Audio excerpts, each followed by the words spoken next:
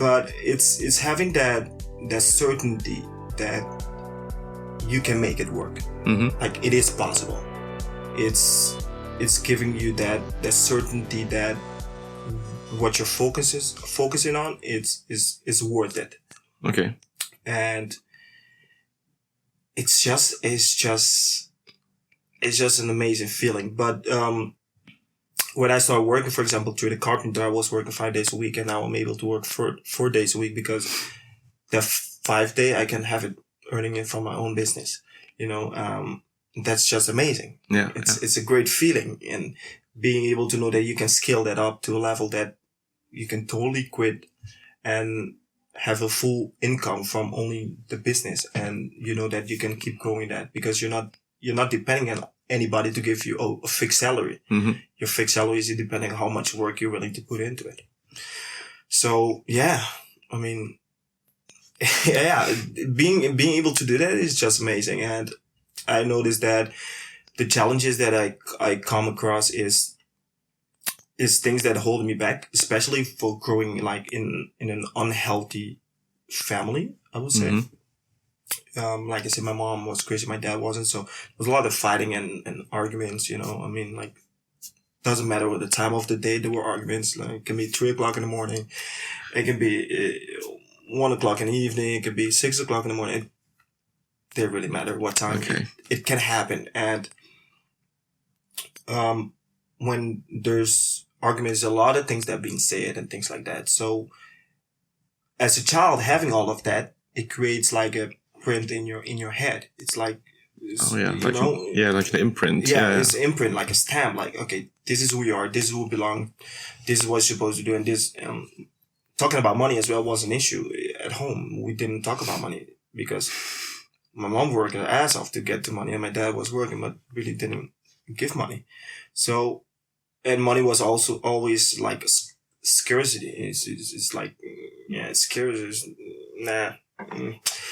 So, and I'm looking at my mom working really hard for the money, and my dad having a job. And I'll always say, like, I've learned 3 type of entrepreneurs in my youth. And those are, the first one is my mom, second one is my dad, and the third one is my grandfather. To break it down a little bit, so my mom is the person that didn't really had a job, but she was doing a lot of small things like babysitting, cooking for people, or doing favors for other people, and they give her a small amount of money, and things like that. And that's how she created money, save up. Like, my mom is a really good save. Like, she saved money like crazy. Still blows my mind to this day how she was able to do this and save money so we can go on vacation. So she was kind of her own boss, you can say, but she was working a lot. I'm talking about late nights, going to sleep at 2 o'clock and waking up at 4 o'clock again to finish things. So yeah, that was crazy. Wow. But she taught me hard work. Like, if you want something, you work your ass off for it. Don't depend on anybody. My mom is the type of person. If she can do it, she's not going to wait on nobody to do it.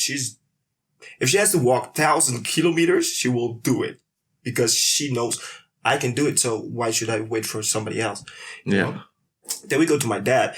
Now, if you look at my dad wasn't typical like an entrepreneur because he worked for a company, an old company in Curacao, one of the biggest, I guess, in the Caribbean.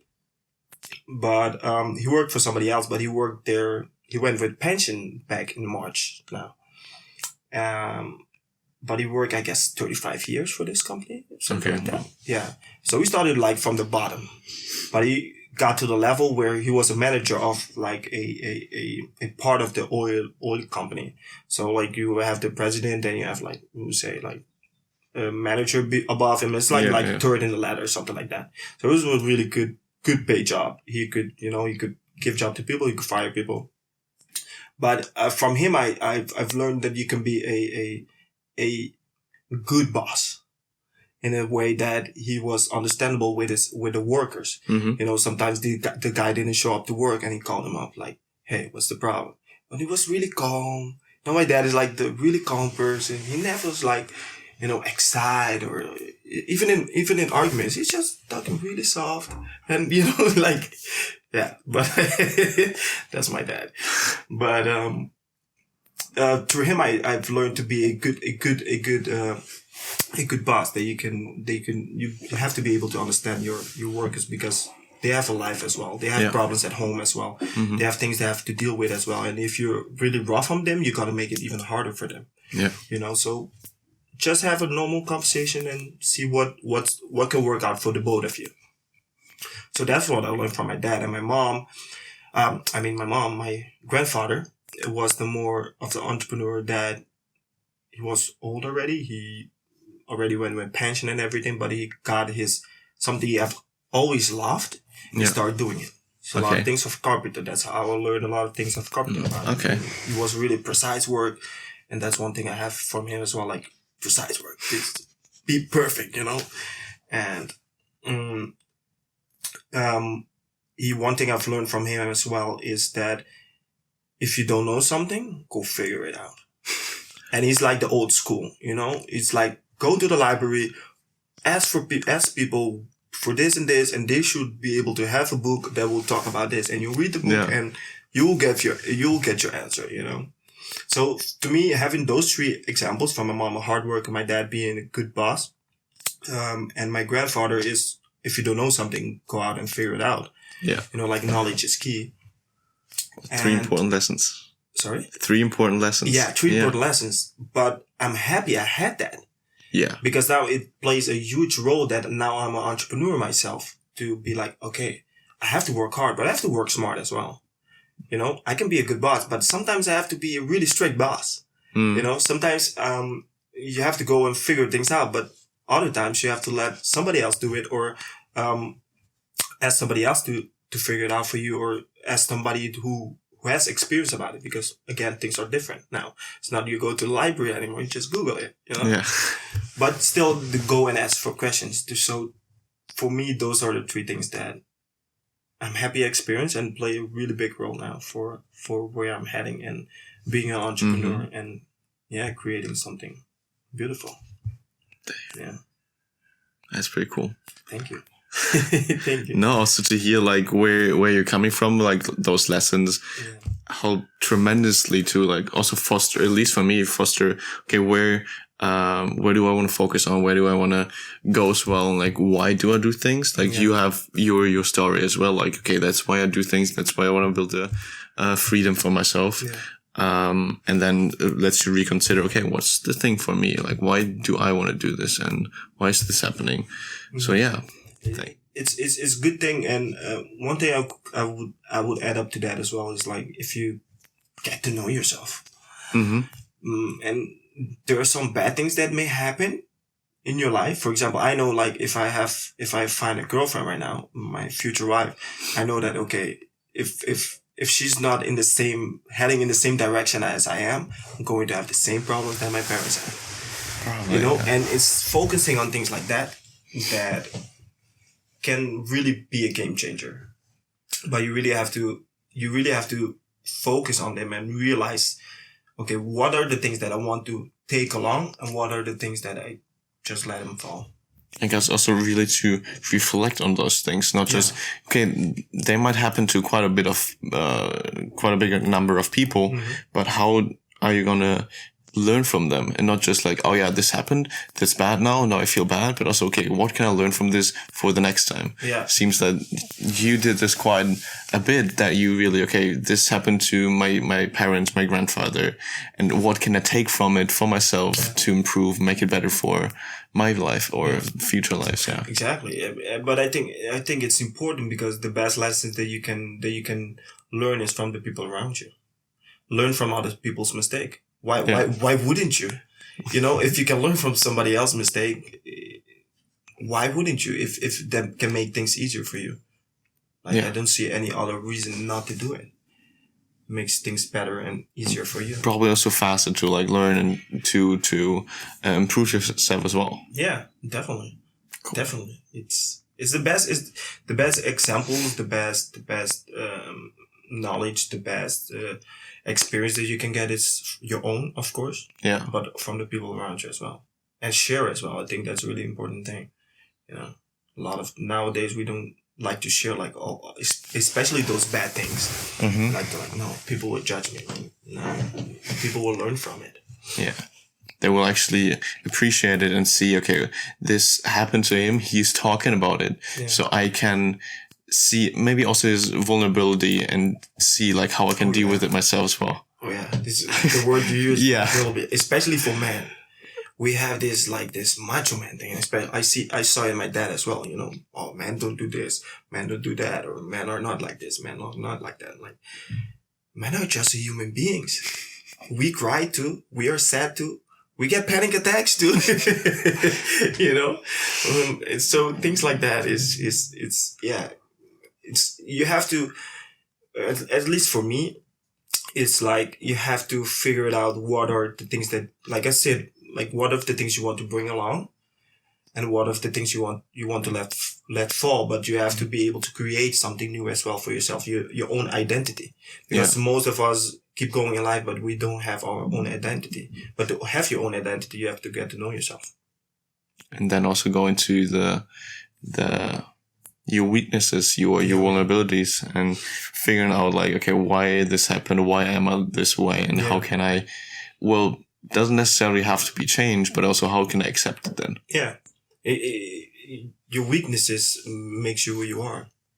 And it's not always, if it's not something, I see it at least that way. If it's not something that really affects your daily life, then let it be.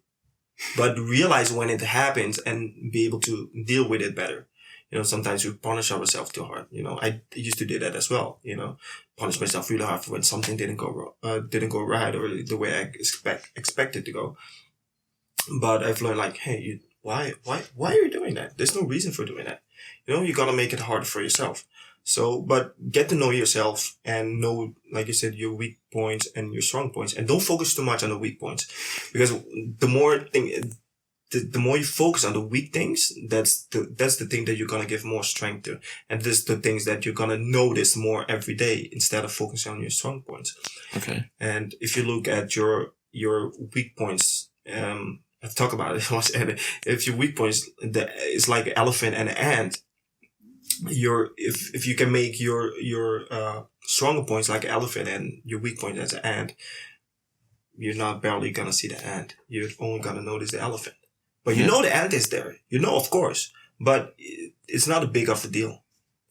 Because you're focused so much on the strength, on the things you actually can do. Yeah.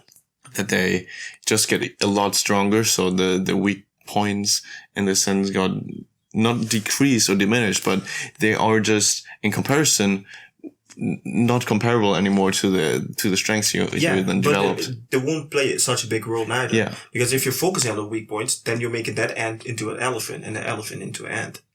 So all your life is going to base on your weak points. So basically learn from those weak points, but then put those onto your strengths, and not dwell too much about those weak points. No. There's no point in it. I see that, yeah. It's hard though. It's hard. It is hard, but I'll again. Then we'll go for like this one. It's like, it's hard. That already should be a change. It should be that it's not hard. I'm learning how to deal with it. If you can start doing that, exactly. That's also sometimes the ways we talk to ourselves. It's something I had to learn as well, and it's going better and better. That now, like, the bad thoughts don't come up as often that they used to. Mm-hmm. Because I've started noticing when it coming up. Is, let's say I'm walking outside and I see, I don't know, I'm just saying something like a dog, and I come this bad thought in my head, like, oh, okay, so every time a dog comes along, then I have these thoughts. Okay, gotta start noticing. Okay, there's a dog coming. That means my mind is going to trick me really soon that, hey, this is going to happen. So if you start already by realizing that when you see a dog, you're already training yourself to, hey, I can control my own thoughts. You're in control, but you have to control your thoughts, because your thoughts can control you as well. If you let it be, if you let it have its own way. And when the dog is coming, and be like, okay, I know this thought is going to come, so I'm not going to focus on it. Stop. Just tell your mind to stop. And eventually, after doing it, I've been doing it for 2 years now, and those bad thoughts, like, I'm like, nah. You know? So would you say that you are not your thoughts? Is that... No, there's two sides of the story. You are your thoughts, but you're not your thoughts. That makes it completely clear. Thank you. Yeah, exactly, right? Yeah. Okay, let's move on. Now, you have those thoughts. That's why I always, like, in my belief, the key thing is to get to know yourself. When you get to know yourself, you know what are the things that are yours, and what are the things that are not yours. Your thoughts, most of the time, are the things that you've got since you were small. Mm-hmm. The most crucial years of your life is between the age of 1 to the age of 5, 6 years old. Mm. Because the things that you experience a lot of in that period of time, it's like kind of determines where you're heading. Mm-hmm. You know? And having these things being said to you, experience it, let's say, being abused or molested or words that be used to you, you know, hunger or money issues, you name it, you know, there's a lot of different issues that you can have in that period of time. But those things already create a part of you, Mm-hmm. but they're not exactly who you are, because you choose who you want to be. So when you can not really focus, but where you can realize and pinpoint what of those things that are the things that you actually haven't chosen, they will just dump on you like, hey, there you go, this is the baggage, keep carrying it, you know, till you're old and you die. When you realize that those baggages are not yours and you can let it fall, that's when you can control your thoughts really better. That's why I say you are your thoughts, but you're not your thoughts. Oh yeah, or the other way around. But yeah. But you mean, okay, you got experiences and those are basically the stories you tell yourself, but in a sense you're not your thoughts because you can change them. Yeah, you can change them. Yeah. You can change your thoughts. You control your thoughts. But when you let your thoughts just wander all over the place, they are controlling you. It's a little bit tricky thing, but you gotta be willing to try something different in order to experience that, hey, wait a minute, I can really change my thoughts. And when you realize that you can change things, Mm-hmm. especially your thoughts, then you realize I can take control of my life. For example, the panic attack I had, if I was good in control of my thoughts at that point, it wouldn't have happened. Yeah. Because I would have like, hey, these thoughts are coming out. No, just they're stupid thoughts. Not stupid thoughts, but you know, like they're trying to control me at this moment. So I wouldn't let that happen. You know, and like what you were saying as well, the way you talk to yourself, you know, especially like say when you're growing up, your parents or somebody always thought, oh, you're stupid, or you're stupid, or you're stupid. Good example. When you grow up, these things, you're gonna have those thoughts. You're gonna tell yourself sometimes like, hey, I'm stupid. But they're actually not your thoughts, because we're pretty kind to ourselves actually. But because of having those thoughts, because of having those experiences, that we talk to ourselves that certain way, it's exactly when you say, yeah, but it's hard. No, it's not hard. I'm trying to learn how to do it better. Yeah. Makes a total difference. I can give you an example. Talking to my mentors, and I was always saying this, I'm a bad person. I'm not a bad person. Sorry. I'm not a bad person. I'm not a bad person. I'm not a bad person. And keep saying this over and over and over again. They let me say it for quite some time. And eventually it was like, okay, why do you say you're not a bad person? It's like, because I'm not a bad person. I'm a good person. I'm trying to do good in the world. I'm trying to inspire other people. I'm trying to give other people the inspiration to live a better life, a life they are happy with and satisfied with. And like, but why would you say I'm a good person? I was like, why don't I say I'm a good person? They're like, what you're saying, if you're saying I'm not a bad person, you actually say I'm a good person. But why wouldn't you? Yeah, basically, right? Well, why would you say I'm a good person? So it's like, just change that, start saying I'm a good person. And when I start saying that I'm a good person, things change.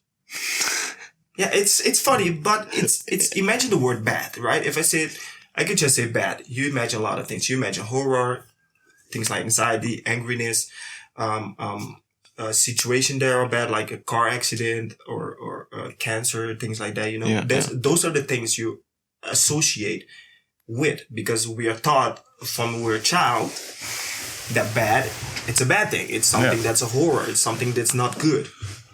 So by saying I'm a bad person, I'm not a bad person. My mind, it's actually focusing more on the word bad, than it's that I'm not a bad person. Mm-hmm.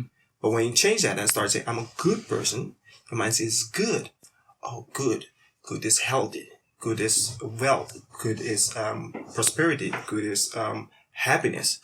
Good is abundance. Good is all these things that make you fulfill. And that already changes something in your body. Yeah. And your body's gonna start focusing more on good things than instead of the bad things. Small changes can make a whole difference. So basically, watch your thoughts. Come again? Watch your thoughts. Yeah. Like what are they telling you? What are you basically telling yourself about yourself? Yeah. And like, how is this affecting you as well? Yeah. It affects you. It affects you without you even knowing it. And because you are already used to it, you're like, oh, it's not. It's like that. You don't realize that this is actually happening. Yeah. It's exactly the same. If the moment you wake up from your bed to the moment you step out the door, I bet you're doing the same things every day the same way. You maybe put on your shoe first before you put on your shirt. Yeah. Other people may do it the other way around, but that's what you're used to. That's normal to you. Yeah. But you can change that. But it feels comfortable. Yeah. Maybe if you put your shirt first and then your shoes, maybe you have 1 minute extra to relax before you step out the door. But because you're already used to, no, I'm gonna put my shoe first, then my shirt. Yeah. Then for you that's a normal, and you're like, it shouldn't be a reason to change. We like that comfort zone. We like that. Consistency. It feels okay. Yeah. It feels good, but that doesn't mean it's healthy for you. And it's the same with the thoughts. We are okay with the thoughts. We like the confidence of these thoughts, even though they may sometimes hold us back and everything. We are aware of it, but we like this comfort zone, Yeah. But when you step out of your comfort zone, it's amazing. I guess Will Smith said this. He said, happiness is at the other side of your comfort zone. And that totally makes sense. Yeah, when you change up those patterns and experience something new suddenly, then I guess you also learn quite a bit about yourself. Like, why did I do this beforehand like that? Yeah. So I guess the consistency or routine is said so well, like it helps so good in so many cases, but also the switching up is quite important to, realize those things even. Yeah, that's true. And most of the time we are afraid to take that first step. But it's the same when you're going upstairs on a ladder or stairs. You don't think like, oh man, I have to get 30 steps to get up there. You just put your first feet and you then the second and the third till you get upstairs. So why can we not implement that in our lives? Instead of staying at the bottom, meanwhile we know we want to be up there, and just taking that first step. Yeah. As soon as you take the first step, you realize, hey, I can do this. It's not that hard. It's not that hard. And go for the second one. Oh, it's going better. Then the third. And you're gonna come with challenges. That's a fact. That's life. But if you focus in again on the bad things that may happen, you're not even trying to take that first step. But since you took that first step, the second, the third, when you get to the 29 and things are maybe really hard, when you look back, you're like, man, I already took 29 steps. I can do the last. I can do this last one. I can do it easy peasy. Yeah. It doesn't matter how hard it may be. You're going to say to yourself, this is easy. I can do this. Because you've already been through other 29 challenges. And most of the times, that's what I love about life as well, is life prepares you for what's coming up. Like, you wouldn't imagine, like, life totally prepares you for what's coming up. If I didn't have the experience I had when I was a child, I wouldn't be living the life I'm living right now. And I don't regret none of it. I'm not saying I'm perfect, but I don't regret any of it. Because if I look the life I have right now, the way I am right now, like, it's all worth it. I'll do it all over. I'll do it all over again. Oh wow, yeah, that's pretty bold to say. I'm not sure whether like so many people would say, yeah, I would do everything again. Yeah. There's some moments that we like, I don't want that, but it's still, I would be, if that didn't happen, how would my life be right now? And if my life would be any different from the life I have right now at this moment, I don't want that. It may be weird to say, but if I'm further, for example, if I created my wealth already, for example, I have that freedom. If I'm at that stage right now, for example, then it's good. But all those things that I experienced before that made me or created me or got me there. So if I took just one simple thing out of it, to me, it wouldn't fit. It's like the puzzle, that one piece of puzzle. It may be the smallest piece, but if you miss that, the puzzle is not complete. So I wouldn't even want to miss that part. So to me, my life is perfect. Wow. Yeah. Yeah. It's awesome to hear. Really cool. Thank you. You also said before, your mentors had a huge impact on that. Yeah. To that, I wanted to add that you also said, like, obviously challenges will come up and stuff like that. And it's just super important, so fucking badly, that you need to have some people around you that are thinking similar or helping you through those obstacles, helping you getting through out of the situation with a panic attack and realizing, okay, what's good about it? Like, what can I learn from it? Obviously, you cannot do this all by yourself. No. This would be incredible work to do. Like, this is just almost impossible. But if you have people around you which are like maybe on the same path, like trying to do the same for themselves, or are just wanting to help you in, like, just seeing the good thing in you, like usually mentors do, like they just see you have something in you and I want to help you. If this is so important to get those people in your life and like try to keep them, and I don't know, this just it's like hold him on a chain, don't let him like try anything to keep them. This is just one of the most important things, at least for me. Seems that this helps me to go through all these stages right now, because I have those people, I met those people that are so positive about it and wanting to help me to get through this. So I guess with the mentors, might be similar. Yeah, it's the same. I guess we talk about the story on the Sunday, but it was the same thing I was telling about the getting to the boss and going to.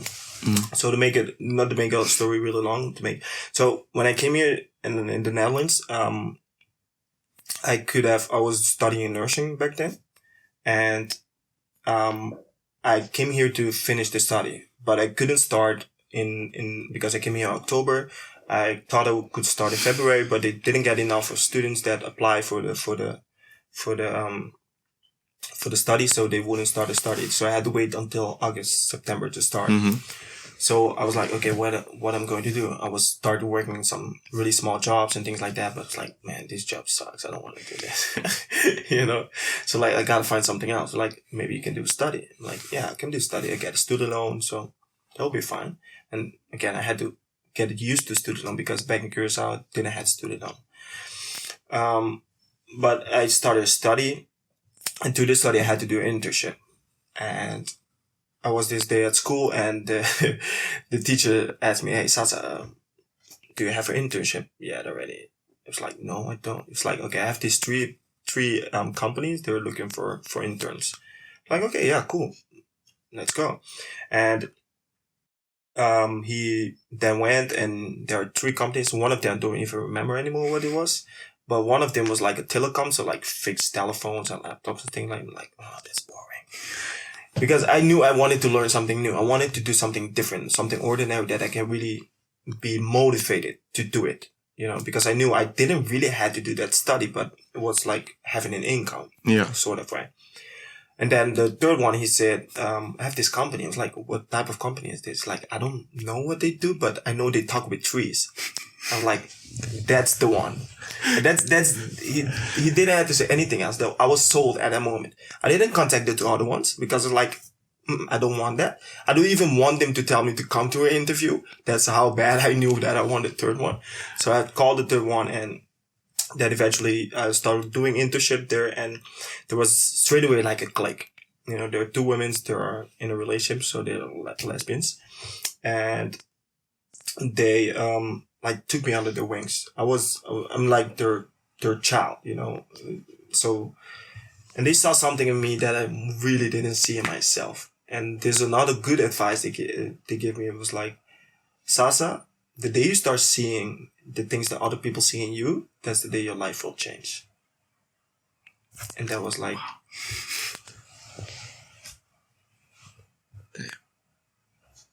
that for me just clicked. And did you start seeing those things? Oh yeah. Nice. Oh yeah. I started noticing really more what other people. That's why I'm really eager to like help and coach others, to guide others to live a better life. And like, I may have to talk about money, but to me, it's not only about the money. It's being able to live a life that you're happy with. Yeah. To me, if I'm not satisfied with a job that I have, sorry, but I'm gonna look for another job. And some people may not be able to do that. Except, come again, I'm single. I don't have to consider a girlfriend or any kids. I can do whatever I want.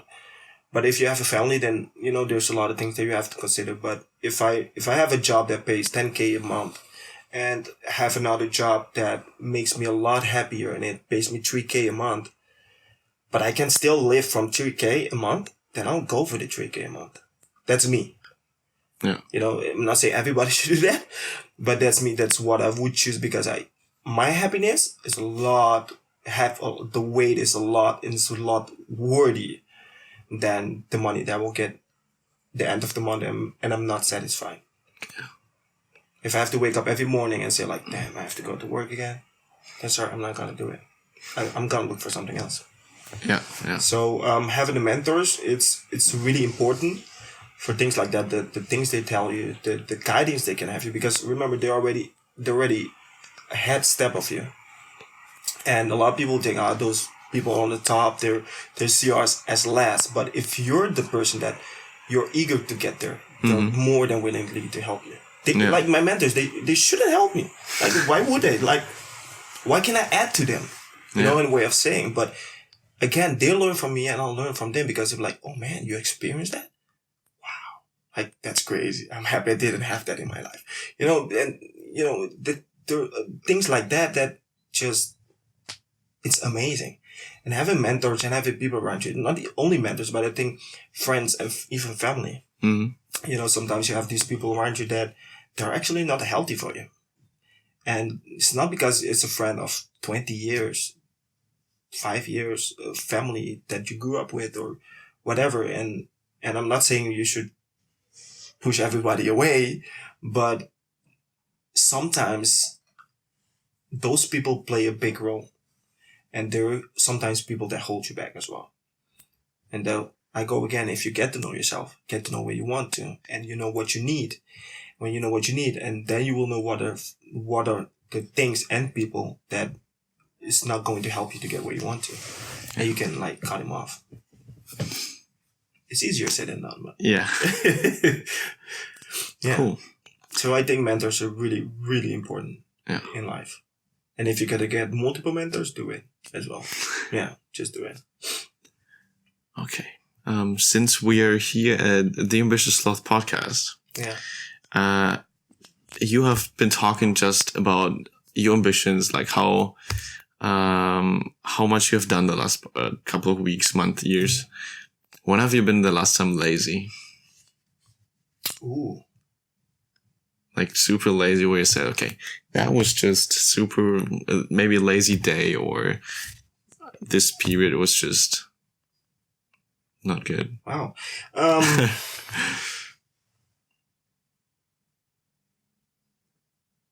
That's a long time ago. Oh shit, that's somewhat cool to hear, though. It's a long time ago. It's because let me put it this way. Like for example, Sundays for me are relaxed days. Okay. So I still do. Sometimes I find I still do a lot, but I try to do it a little bit like least than I did the whole week. Mm-hmm. Working in the construction, it's a lot of work. It's heavy work. Sometimes you get home and your body's like, I don't want to do anything. But like living on your own, you have to do everything. You have to cook, you have to clean, you have to do everything your own. So you still have to do that. But every day I try to, even if it's like half an hour, 50 minutes, I work on my side hustle. Mm-hmm. And if I haven't done that, I wouldn't be here right now. And I think lazy days, you will have those where you're not so focused on where you're heading. Okay. So your focus is super. Yeah, my focus is like, man, my focus is like pinpoint. That is, okay. I don't know even how to explain it to you. But it's like so specific that you also basically every day know, okay, that's what I'm going for and this is where I'm heading. Yeah. And I think one tip as well I can give for avoiding laziness is having a plan for the day. Know exactly what you have to do. Like back then I didn't use my calendar, but now I use it, and I know like when I get home later on, I have to do this, I have to do this, I have to do that, and just do these things. And do give yourself a little bit of break. Don't be working like, and next day you barely can open your eyes. But do it right now because it's worth it. Why wait for later if you can do it right now? And it makes things faster to get to your goal as well. So if you every time have a lazy day, because a lazy day leads to another lazy day, and another lazy day. Okay. So you keep it persistently up because you basically have a super intense focus. Yeah. You write down what you want to do for the next day, basically. Yeah. And you don't start with one lazy day. No. You wouldn't have a lazy day. Nice. And start. This is something I learned as well. I don't remember from who it was. I think it was Brandon Bouchard. Mm-hmm. You know him? Mm-hmm. Yeah. And I guess it was him. And he was saying, start working on something 5 minutes. Start doing something for 5 minutes. You have to do this, start doing it 5 minutes. Don't focus on anything else. Only that one thing for 5 minutes. Do it for 5 minutes and you'll find yourself doing it for hours. Yeah. And there's no laziness there. Because you're loving what you're doing, because you know it's important for you. That way you're avoiding laziness and you're creating motivation. And you're creating I can't find the word. A rhythm, a routine. Yeah. That way you keep going. Because when you know how much work you put in yesterday, and having like today, you'll be like, oh man, I did all of that yesterday. I want to do it again because you're excited for it. Yeah. And then you find yourself again working for hours on something. And eventually that all those hard works, all those hours you're going to put in, it's going to take you where you want to go. But you have to know what your goal is. If you don't have a goal, then you're working without a purpose. It's like a hamster on a wheel, just turn around.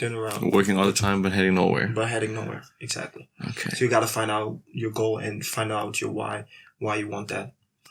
And that will be the motivation that will keep you going. And it doesn't matter. You can change things. Like today you have this goal. Tomorrow you may have another goal. In the beginning, have a goal. Yeah, then another goal. But in the beginning, it may be like that, and it's totally fine because you're not still certain what you want to do. And sometimes you have to figure things out because sometimes you're uncertain, or you think you love this, or you think you fancy this, but then you find out, oh no, this is still not what I want to do. But that's all good. We learn to try and error. Yeah, and you will figure it out eventually. Yeah, cool. So I think during the whole part now, you told so many good advice. So many things you learned, so many things you encountered and saw as so precious for your whole journey to up to now, and being super positive all the time, being super encouraging to others and wanting to help them. what is, I would say the you can basically choose, but about 3 things that you find the most important in order to get where you are right now. Like, what lessons did you learn during your past that were so significant that you want to share them so badly? That's a good one. Really good question. 3 things that made a big impact on my life. Yeah. There's so many things I can list right now. That's why I said, just keep it low. I will start by saying, I think I'm gonna go for these 2. Maybe there's other things that play a bigger role, but at this moment, I will say, it's where I grew up. So growing up in Curacao, having that experience, because in Curacao there's poverty as well, and being able to see that, and being able to travel and see other part of the world, and knowing how lucky I am to be able to have, even though I was at home and thinking, oh, this sucks and things like that, but realizing that, hey, wait a minute, you gotta appreciate this. So that taught me a lot of things, like appreciation, like when you're just saying, when the sun I'm happy. No, it's raining, I'm happy. I would say that one other thing that played a really, really big role in my life was an accident I had when I was 9 years old. Okay. Yeah, we haven't talked about that yet, but we can get into it if you want to. I guess we also need to leave soon. Yeah. Yeah. So next time. And so having that accident was an eye accident. I'm going really short in it, but it was a life-changing experience for me, because I had to change my whole way of living to adapt that. And that's one way I got to know myself really good, and got to learn to be on my own and things like that. And the third thing will be, I will say, is having that panic attack. Yeah. I'm still really happy it happened. Yeah. Those are the 3 things. So growing up in Curacao, having that accident when I was 9 years old, and I will combine the last one, the moving to the Netherlands, and having a panic attack. Okay. So actually 4. So yeah. Great that you just told all the stories with so positive impact, and shared everything with me and basically everybody who wants to listen to this. Thank you. So really appreciate this, and also all the life lessons you had through this. I hope many really can learn from it. I did. That's good. So, I hope this spreads even further, and the message I guess both want to convey, like the appreciation of those smaller things, the strive towards something you're really passionate about, is just so important and gives you so much joy that, I just want to encourage everybody to try things that you really, love to do, and just try it out and see if it makes you happy. And it would be cool if you get just a small positive impact through what we've been talking about. So it would be cool if one of you or more, change something because of what you heard, and keep it persistent and make even for yourself changes. So thank you so much. Thank you, man. Thank you a lot. I'm happy to be here. It was a great opportunity. And like you said, it's important. To me, it's not about, I wish I could change the world, but if one person's life can be changed, then I'm more than happy than that. Cool. It's worth it, man. Living the best life that you can live. It's the best thing ever, man. Yeah. It definitely is. And also put your Instagram account and stuff in the descriptions, so you can find where you are, and see how your journey goes. Yeah, I share a lot about mindset and a lot about my own experience. Like we talk here a little bit, I share a lot of that on my Instagram as well. So if you looking forward to that and want motivation and inspiration to change your life, I would say give it a follow. Yeah, definitely. Cool.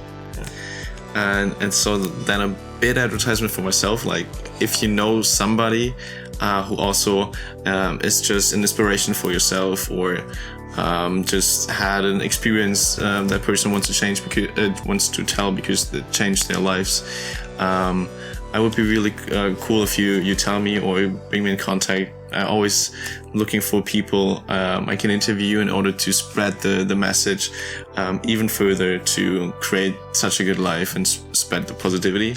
So I would be grateful to hear anything from you. Thank you. Thanks once again. That's so cool. Really cool. It was really nice, man. Thank you. I love it.